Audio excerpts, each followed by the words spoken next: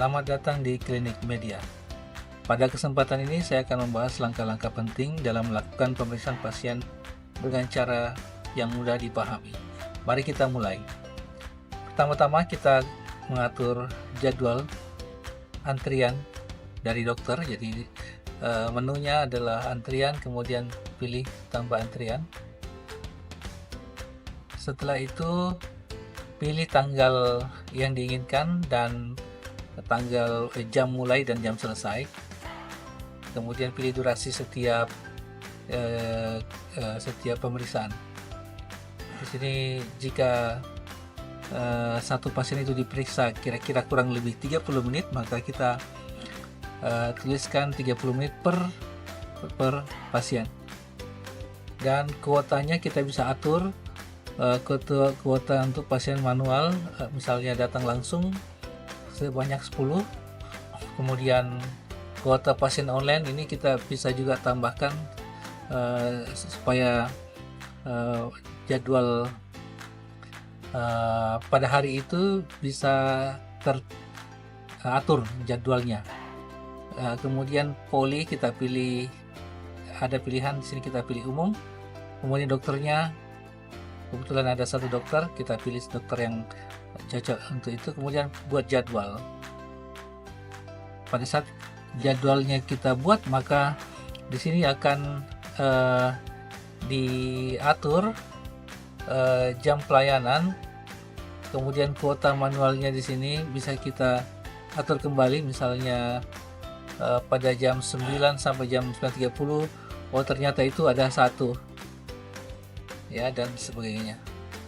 Atau kalau misalnya dalam setengah jam ini kuota manualnya misalnya 2, bisa juga.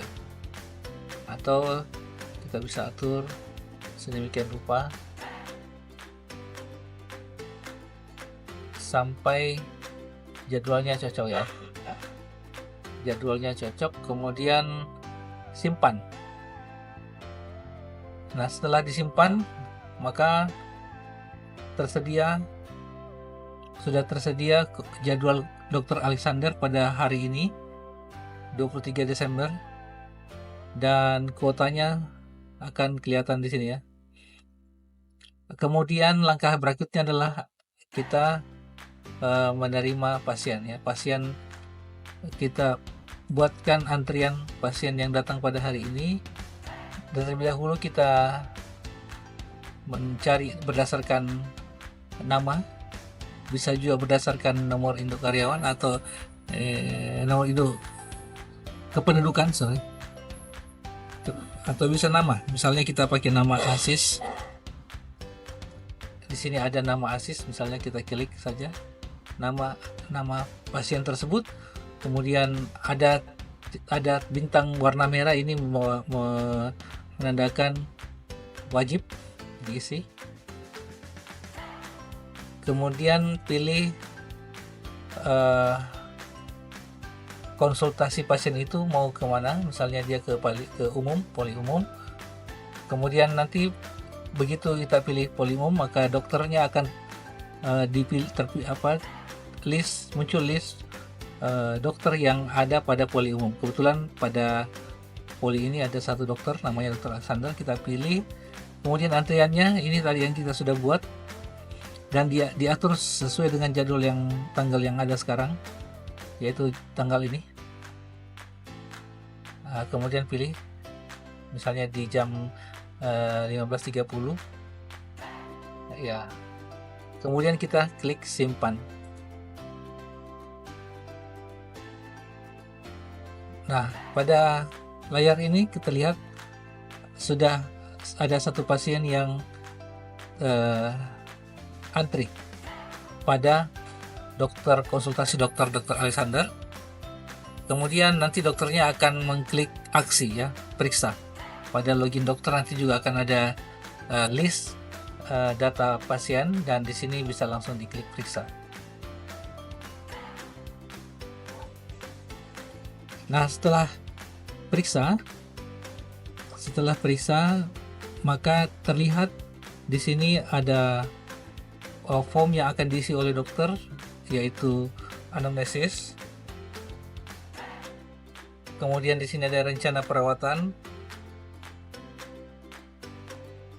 Kemudian pada tahap kedua, dokter bisa mengisi fisik yang termasuk nadi, misalnya 120, suhu. Ini biasanya perawat yang periksa ya. Kemudian pada tahap ketiga, dokter bisa mengisi penunjang. Jadi penunjang di sini misalnya ada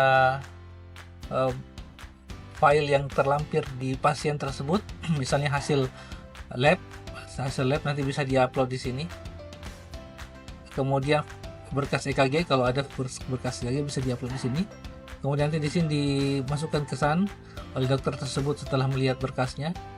Kemudian berkas X-ray kalau ada, dan diberikan kesan oleh dokternya di kotak ini. Kemudian di tahap keempat ada diagnosa. Pada diagnosa di sini nanti dokter akan mencek nama diagnosa yang cocok untuk pasien tersebut setelah diperiksa. Jadi misalnya demam ya,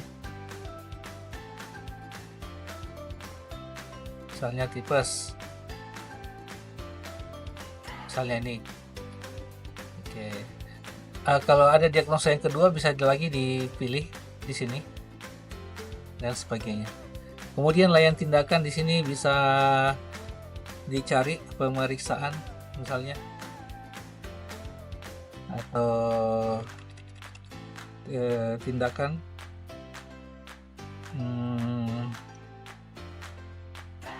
periksa perawatan kulit misalnya ya.